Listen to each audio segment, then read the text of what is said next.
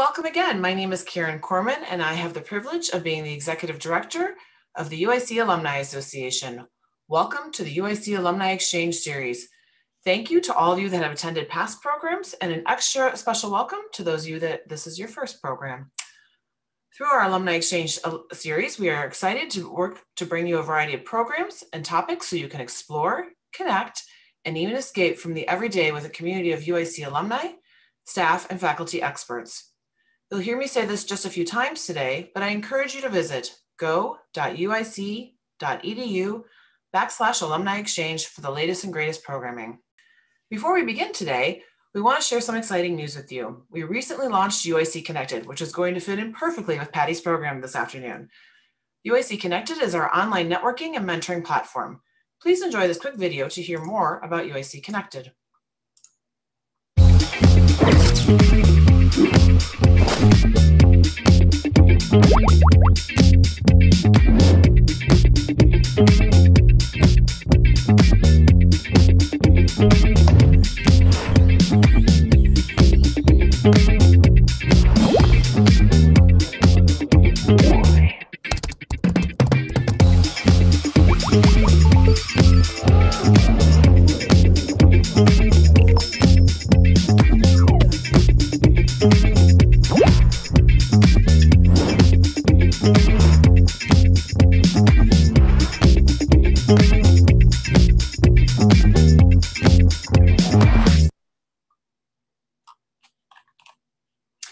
We hope you are as excited about UIC Connected as we are.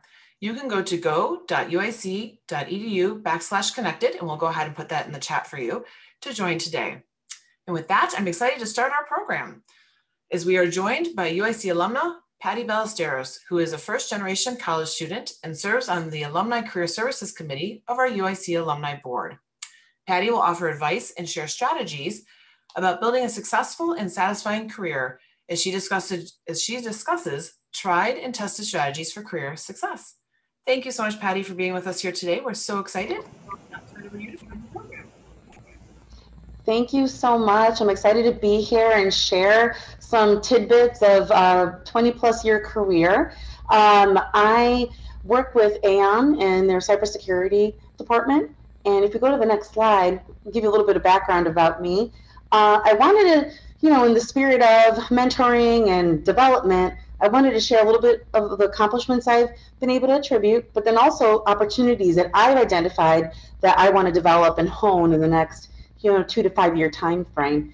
I'm super excited that the time I spent at UIC, the College of Business was instrumental in helping me kind of craft a foundation that led to 3 different internships and 1 successful mentoring relationship that to this day I still have.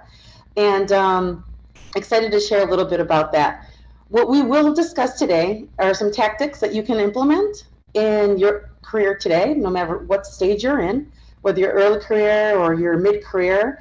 And we'll talk about, what hiring managers are looking for so that when you land that first job, you know what, is expected of you. So if we go to the next polling question, want to get a feel for who's attending today. So hopefully that poll will come up and you can say whether you're from a for-profit organization, nonprofit, government, or education. I've spent time in several sectors, so I'm just curious to see who's represented. Great, we have a good mix for-profit and nonprofit and education. Fantastic. Well, welcome. And if we go to the next slide, we'll talk through some of the hiring manager mindset, like what they're looking for. I want to just start off with your technical skills, no matter what area you're working in, are a given. Let's say you're a staff accountant, you are expected to know the regulations, the reporting requirements, any changes that come through.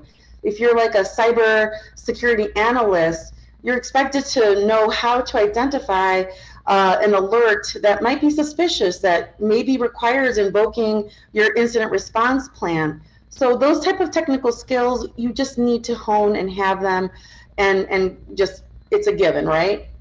The area that I think we can focus on further is really developing our soft skills.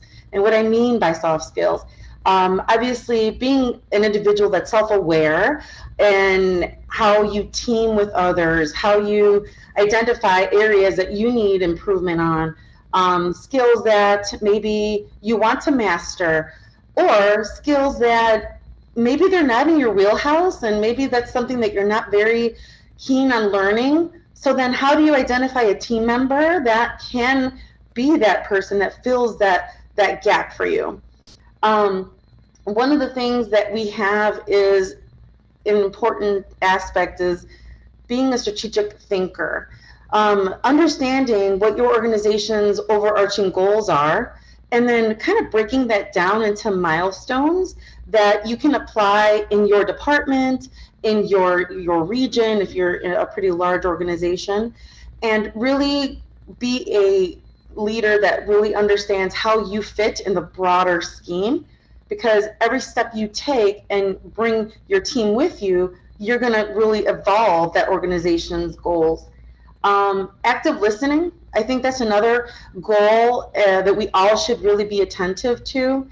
When we're in a meeting or we're listening to, let's say, a client, we want to really be actively listening to what they're saying, because by asking open-ended questions, really digging deep into what is worrying them, will help you really develop opportunities to really help them achieve success.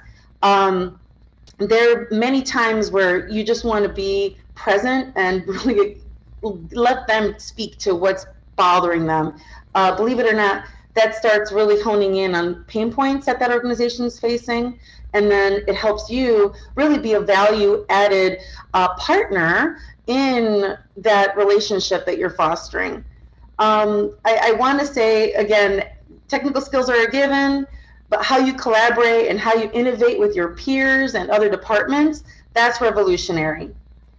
I'll say one more thing about high-performing teams. A high-performing team is made up of team members that trust each other, that if one person is having difficulty, with a hurdle in a particular project, they really rally together. They can pivot and address those problems quickly, and then move towards a continuous improvement mindset.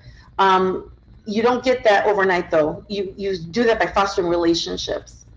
If we go to the next slide, we're actually going to do another polling question. We're going to get a sense of how many people have had a mentor in their career. Okay, we're about 50%. Some yes, some no. Okay, so we have a good mixture. Some of us haven't had a mentoring experience, and that's fair. Let's talk about how mentoring really plays a role, not just in your own career, but then in you being able to foster others in your team to really grow into leadership roles within your organization. Because I think this concept of paying it forward is key. So let's talk about what it takes to really plan your career. How do you make sure that you implement opportunities and have a career that's upward mobility and has many facets for you to not only be successful as an individual contributor, but also with your team. One of the things that I think helps is being intentional, being honest, and self-aware of what your blind spots are. I think we can't be, a jack of all trades, but we want to be able to know, hey, these are the skills I'm really good at.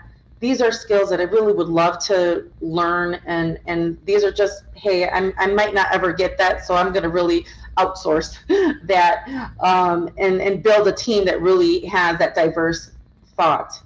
Another way to get there is creating a board of directors, if you will, for your career. One of my mentors actually says, you know, you're the CEO of your career, Patty. So how are you going to build that out? So some individuals may have a different thought process, but I've made it a point to build relationships with individuals in all industries that you might think of, because in my line of work, I work with several companies, different industries, and so I want to know foundationally what each of those industries' pain points are.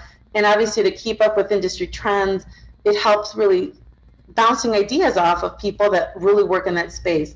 So I'm usually one person away from discussing anything related to banking, some people in insurance. I have contacts within healthcare, and even life coaches and people in education. I feel that that has really given me a diverse group of people to really tap into and get some perspective. I want to also identify the need to have active external networks as well as building internal sponsors in your organizations, because that really gives you that opportunity to identify lateral moves in your organization to get well-rounded in terms of your diversity of experience, build a really decent resume and good business knowledge. I had the fortunate opportunity to go on a rotation program. I moved out for a year. I left my comfortable surroundings of Chicago and I moved for a year to Ohio. And I will tell you that I never spent more time really learning and getting to be comfortable outside of my comfort zone. So I definitely suggest anyone that has an opportunity to take that stretch project to take it and really run with it.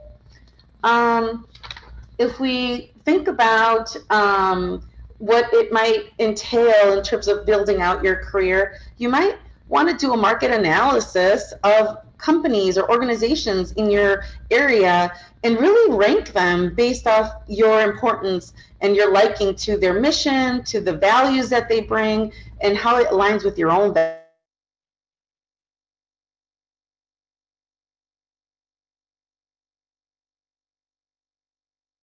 Coaching. Oh, Patty, I'm sorry. You just froze. Sorry, Patty. You just froze for a moment. Okay, am I back? Yes, I don't know if it was just me, so I'm sorry if that is just me. But Okay. I was going to say, information. Could we go to our next polling question related to formal coaching? I'd like to know of the audience who's actually either solicited, coaching pro bono, or, you've actually purchased, professional service hours for a formal coach. Okay, I can see many people have not had the opportunity to get formal coaching. Well, obviously, at the beginning of the talk, UIC Connected is going to be really at your disposal. So I encourage you to join. The life coaching and career coaching experience is unique and very, very formidable. Okay, can we go to the next slide? So what does it mean to be a transformational leader? I think of leadership as being an authentic leader, one that you come not just thinking of yourself, but you really want to build your team. And you want your team to do well and have their own positive experiences and growth. So in order to do that, you need to build that trust with your team. I have daily check-ins with my team. There's never, like, my door is open for them to ping me or to have a quick conversation. And what they tell me obviously stays with us. I try to also kind of not just talk the talk, but walk the walk. I also want to be able to tell them that I'm acting with integrity when I do my presentations or when I'm working with people. And I also make it a point to work with my team in building out their own development plans and really figure out what they're interested in so that I can finagle how to put them on projects that are going to help them hone some of those skills that they're looking to gather. One of the key things that you should consider is, you can be a leader at any stage of your career. You don't have to wait for that promotion to say, okay, now I'm a manager, now I'm a leader. No, you can be a leader in every project, in every situation, just, doing your best. There's a motivational speaker. Her name is Mel Robbins, and she recently posted 5 roles that everyone should have in their life. And I wanted to walk you through those so you can kind of think about, are you this type of role to someone, or do you have someone that's that role for you? Because obviously in your growth journey, you can have these people in your life. So the first is the challenger. So the challenger is an individual that's going to question you. They're going to tell you exactly how it is. You know exactly where you stand with that particular person. The next role is the coach. The coach is someone that's going to push opportunities that you may have never thought of before. So really expanding your awareness and getting comfortable with being uncomfortable. The safe space, this individual is going to always be there, and you can be 100% comfortable and confident and vulnerable. The next is the motivator. The motivator is someone that's going to inspire you and just want you to get up every day and really make that mark in whatever you're tasked to do. And then finally, the cheerleader. This cheerleader is someone that's going to encourage you and really just be there in your corner no matter what. Hopefully, these types of individuals, you have them not only in your personal life, but also in your professional life, because they each lend a different view for you to continue growing. So the last bit I'll say is, how can you be a pillar of career growth for others if you're actually not developing those skills yourself? Can we go to the next slide? So I wanted to touch a little bit about the disciplines of leadership and management. Both are very important. Both have a place in your respective organizations. And if you truly are a transformational leader, you know when to invoke these skills. Leadership, think of it more of an art form. You are there to take a vision, make it a reality, motivate and inspire people to follow you, and they're going to do their best in their day-to-day operations to continue moving the needle forward so you can meet your goals. Management, I'm going to say that's more of a science.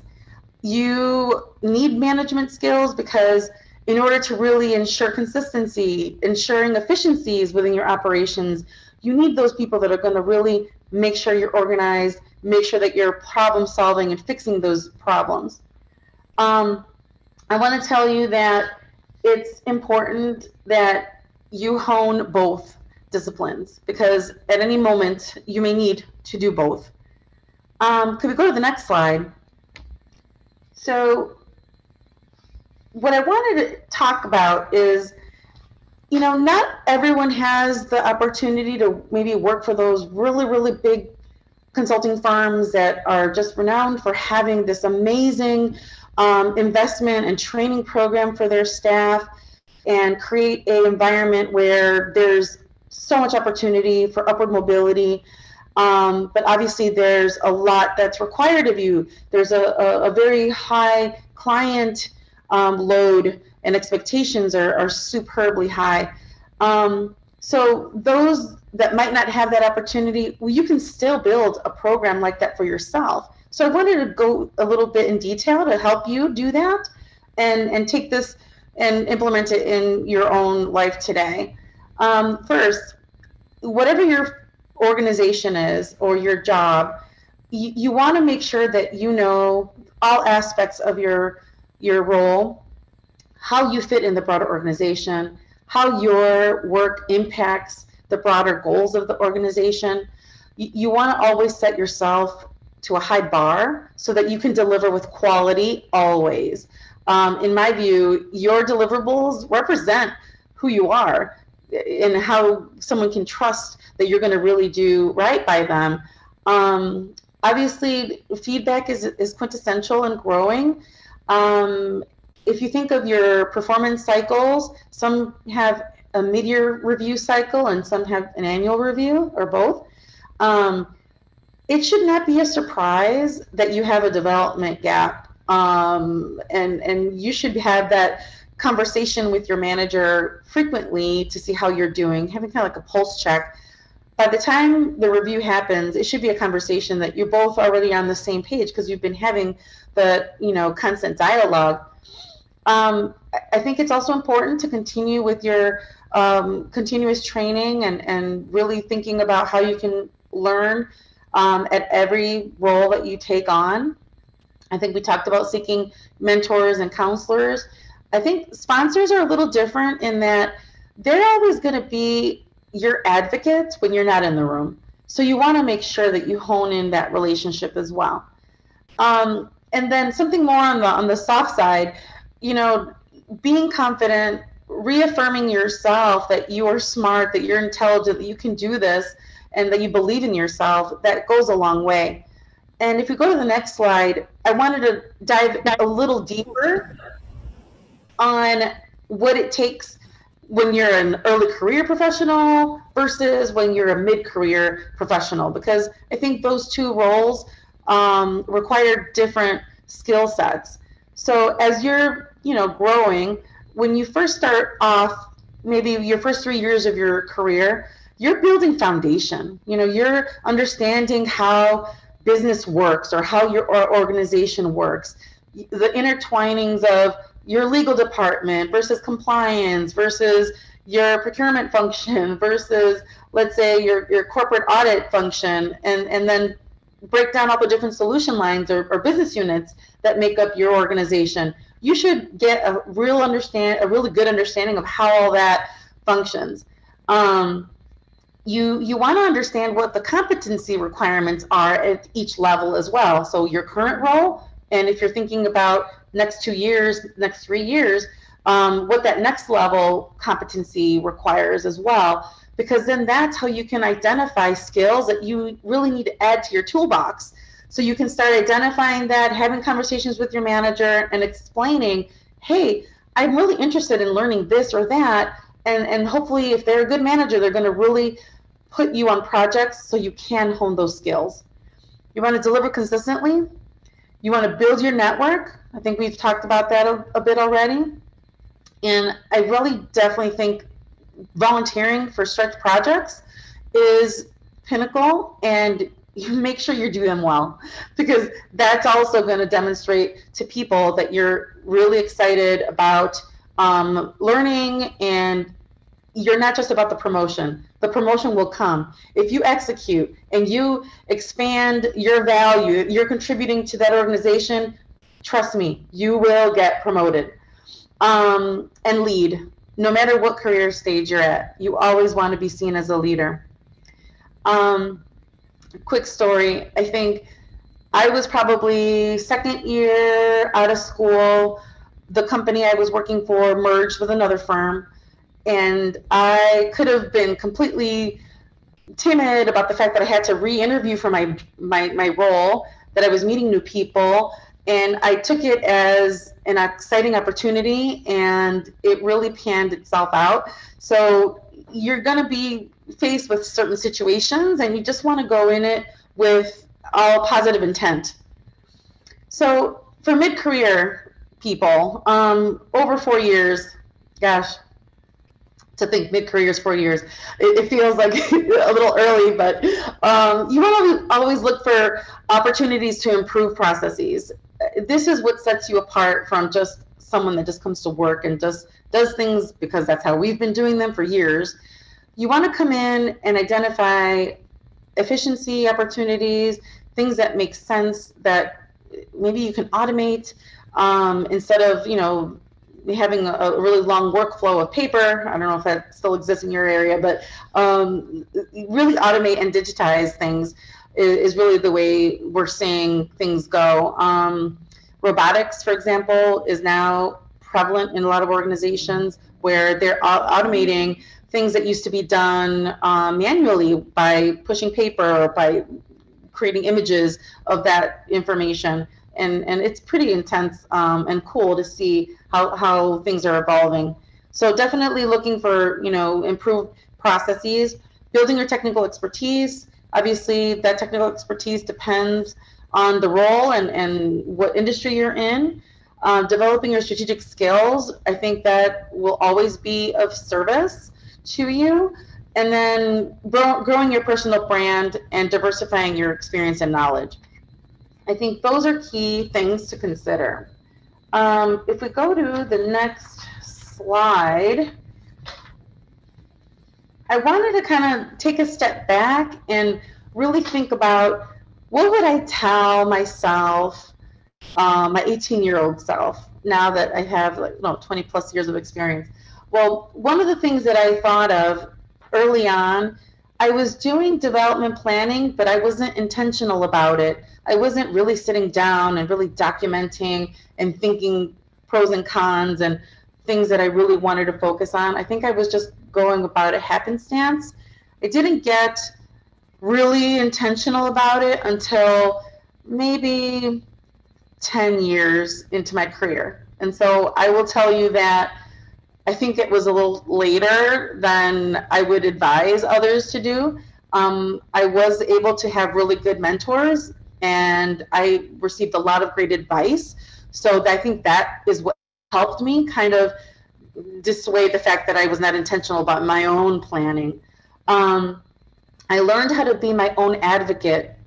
I was very shy when I was in high school, and going to the university really expanded my horizons. And then going into business, I couldn't be shy. So I quickly figured out if I want that particular opportunity, I have to ask for it. I have to negotiate.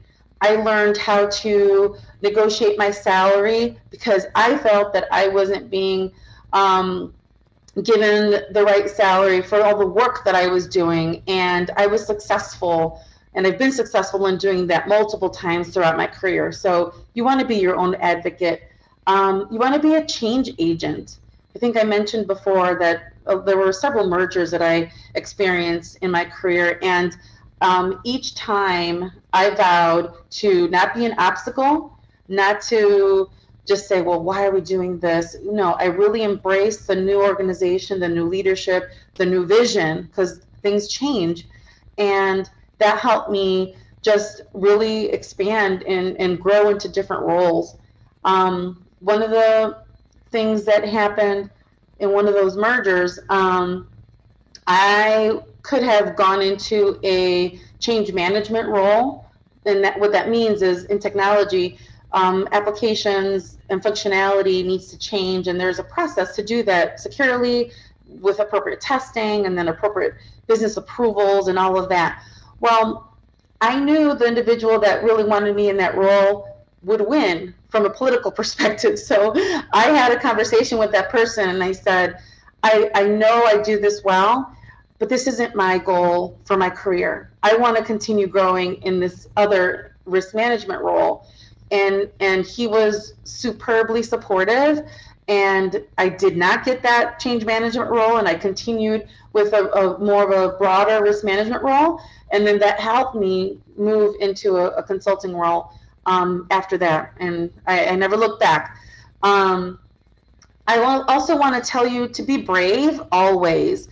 It's scary out there sometimes. You're going to meet people that don't have maybe the best intentions at times, and you have to muscle through it. You have to figure out how to meet in the middle, how to come up with opportunities and strategies that you can really look at not just your personal growth or your personal achievements, but the achievement of the broader team, the broader department, and be brave to say that.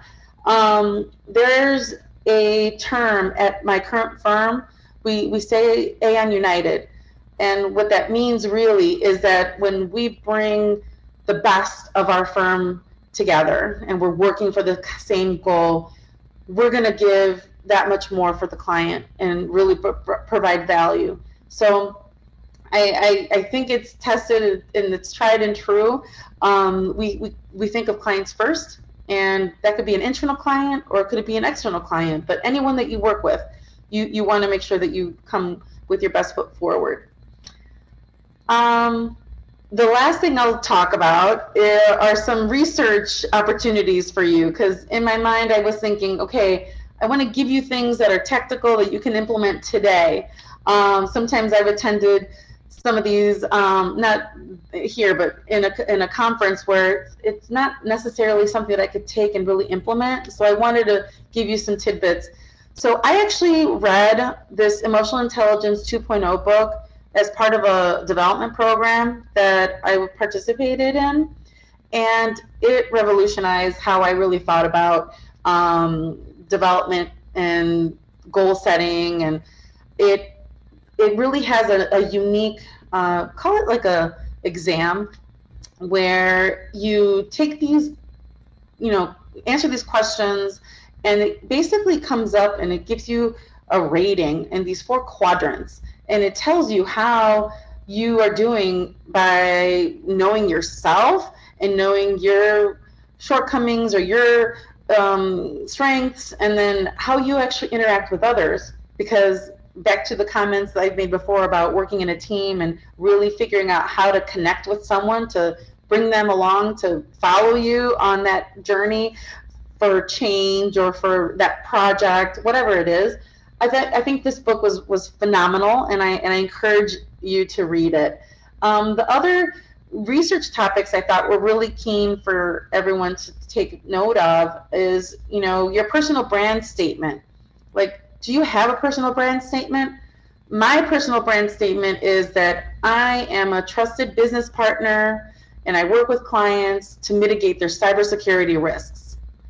So I'm telling you what I do, and I'm telling you my value in that one statement. So hopefully you can come away with some ideas to create your own. And then authentic leadership. Again, if you think of traditional leadership, it's like, oh, you have this goal, and no matter what, we have to hit it. I don't care if you kill and overwork your staff, just make that goal. As an authentic leader, you want to ensure that your team are engaged.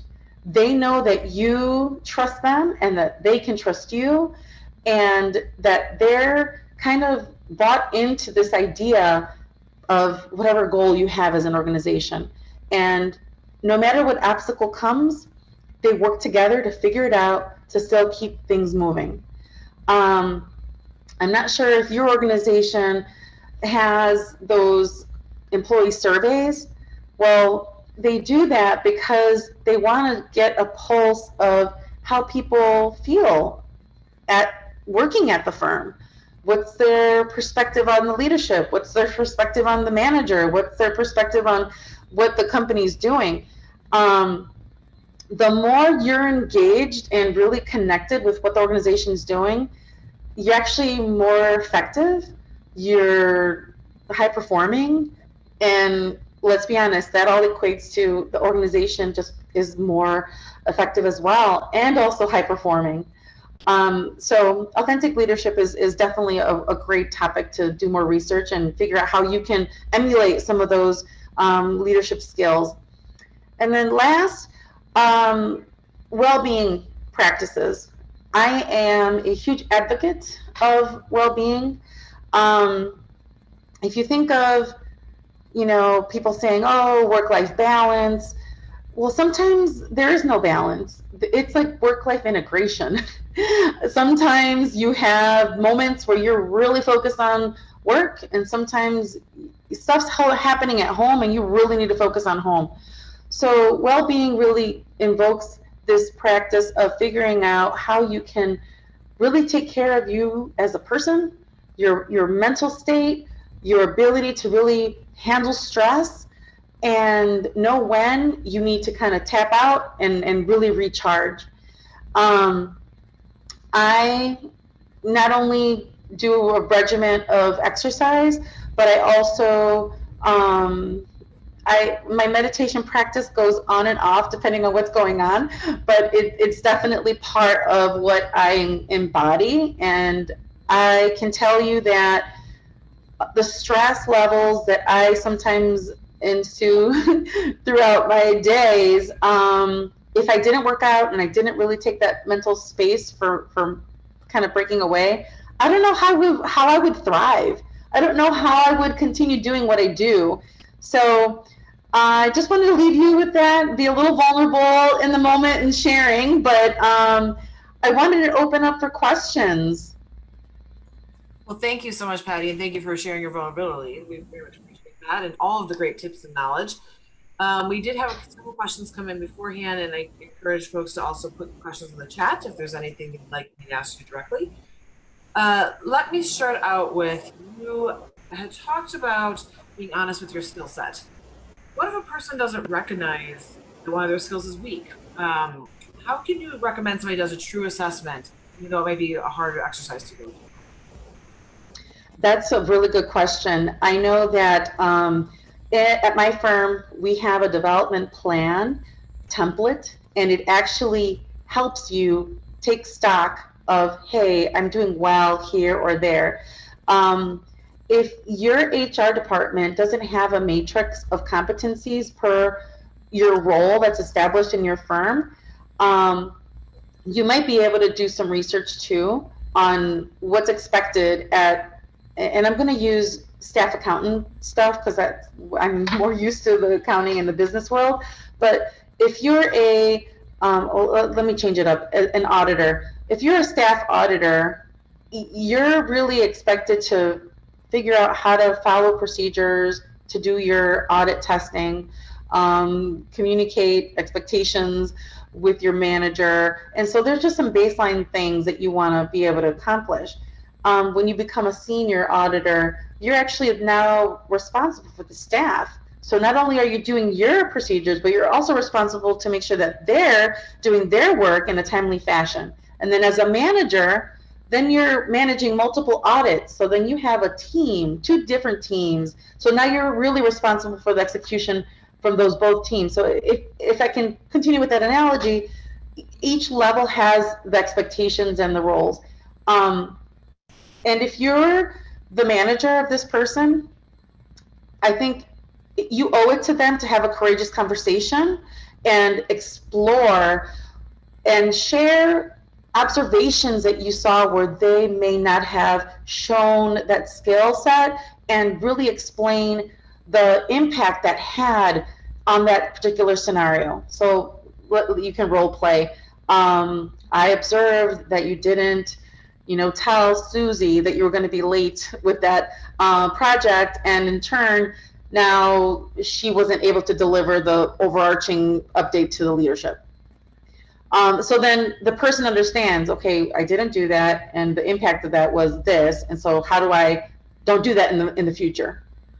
I don't know if that long-winded response, but I wanted to explore it. I think it was a great example. Thank you for applying the example because it's really helpful. You had also talked a little bit about building your personal board of directors. So the next question is, how do you really begin to build that personal board of directors, especially if you are newer in your career or you're a younger professional? So I can tell you that it was very scary the first time that I really started invoking this activity.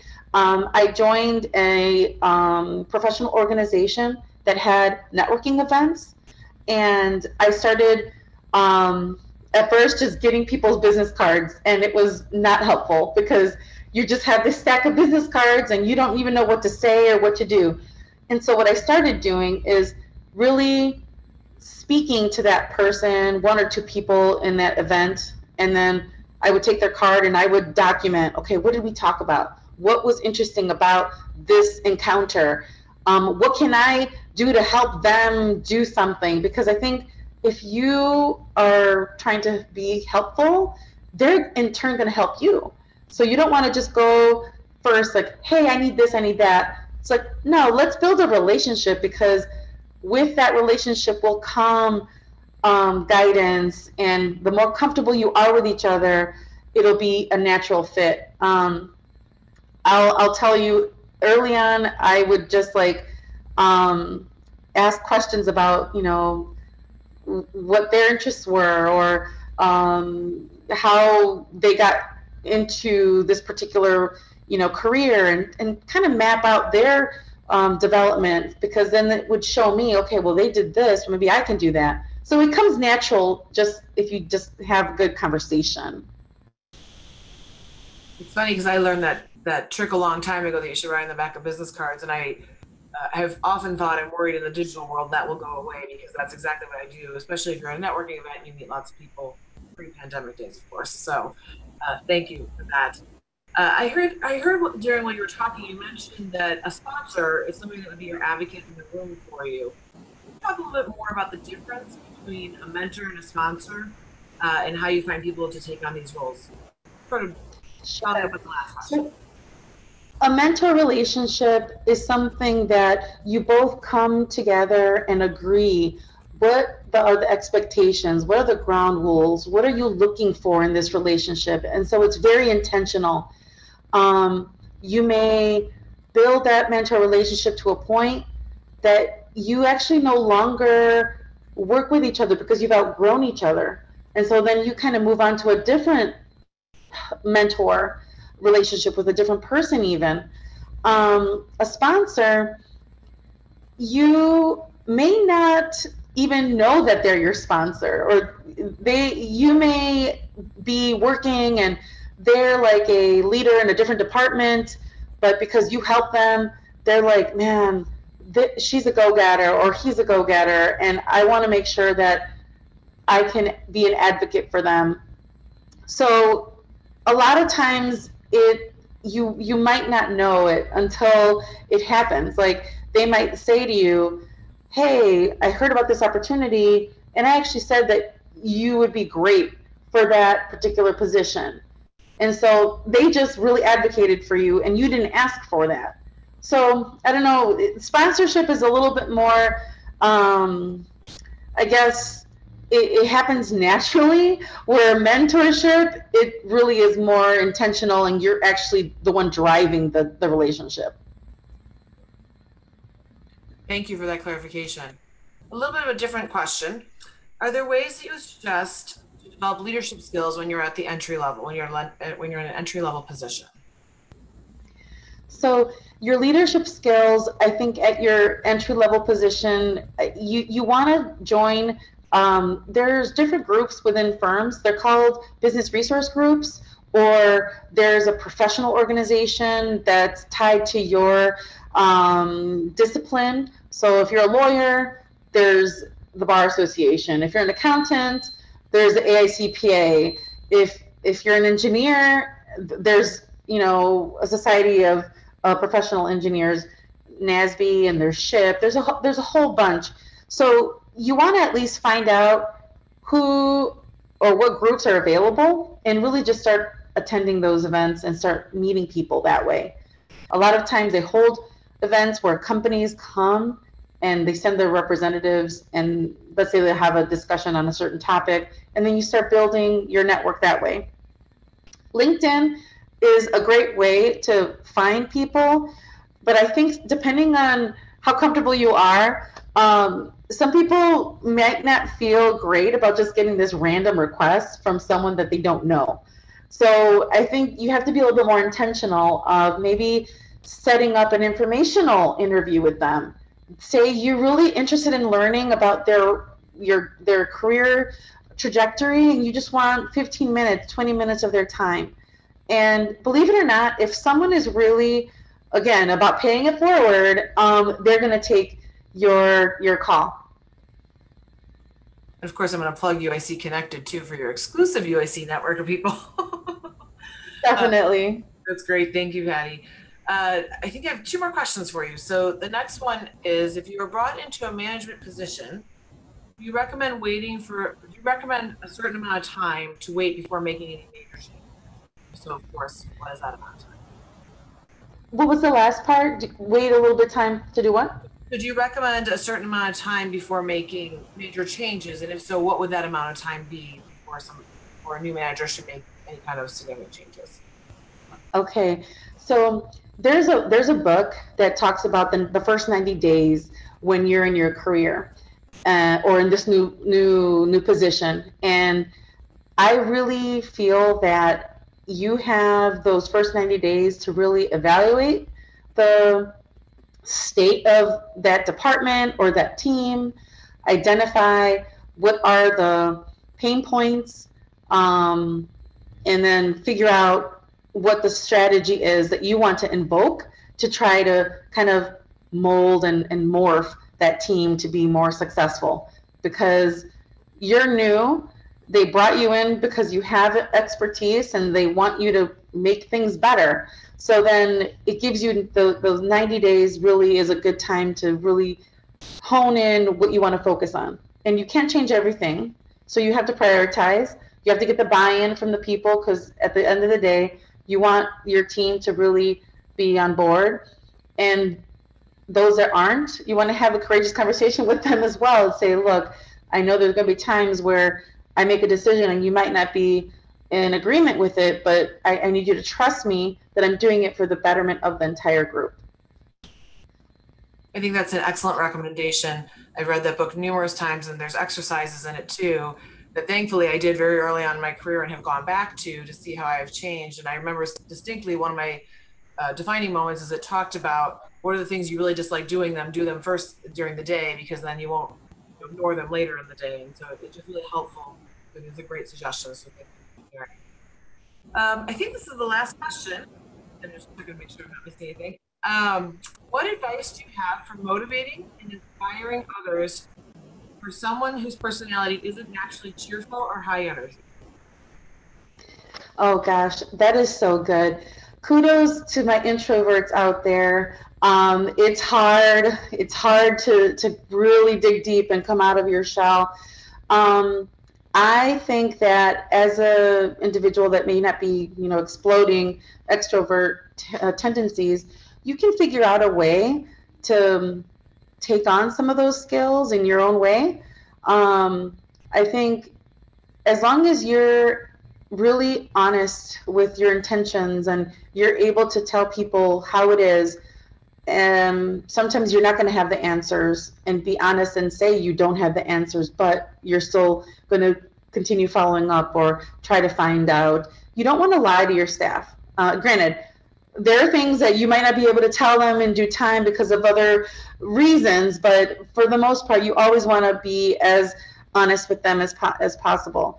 I think saying thank you, I know seems corny, but telling them that you appreciate the work that they're doing, I think takes a whole nother level. And it encourages people and feeling that, okay, I can do this. And you have to figure out who's your team. Like someone might love that shout out at the team meeting, and someone might be mortified because you just did that. So you also want to know your team makeup and who's comfortable with what. My firm has this, it's called the Stars Award, where you can send a greeting card telling them kudos on this or that. And in some cases, you can add a monetary gift card that accompanies it. And I think that's always sweet to get a surprise. So there's other ways also to kind of inspire people. My thing that I've always liked is when we used to do outings with our team. I don't know how that's going to be in the new normal that we're living, but I always felt building a relationship outside of work helps when you're working with the person, because you're actually with your teammates more than you are with your family. So it really helps when you can get along and really work well together. Well, thank you so much, Patty. I think that's great advice, and thank you for sharing all this wonderful advice and knowledge with us today. We're so proud that you're a UIC graduate, and also extremely grateful. So I'm going to add a thank you in for serving on our UIC Alumni Association board. We're so grateful for all of your time and talent, and thank you again for being here. I'll just remind all of our participants that a recording of this episode and also the slides will be available online, so we encourage you to check those out. And just to close this out, please join us next week as we have two very different and very interesting alumni exchange programs coming up. First, on Wednesday, June 23rd at noon Central Standard Time, we will be joined by alumnus Tony Romanucci, who was one of the primary litigators for the family of George Floyd. He will share stories about advocating for client civil rights and creating reform as he presents fighting police misconduct and advocating for social justice reform. Then the next day, on Thursday, June 24th at noon Central Standard Time again, we will be joined by UIC Associate Professor and Geriatric Researcher, Dr. Valerie Gruss. Taking care of our eldest generation can be extremely challenging. Dr. Gruss will share innovative approaches to how we use technology to our advantage as she presents the future of aging, how technology enhances older adult care across the globe. To find more about these upcoming programs and of course the recording of this program, please go to go.uic.edu/alumni exchange. And of course, we would appreciate it if you would take that quick survey that I mentioned at the beginning to give us your feedback. Thank you again, Patty, for being here today and for sharing all this wonderful knowledge and information with us. Thank you to all of you for attending, and we look forward to seeing you at a future Alumni Exchange program. Thanks so much and have a great rest of your day.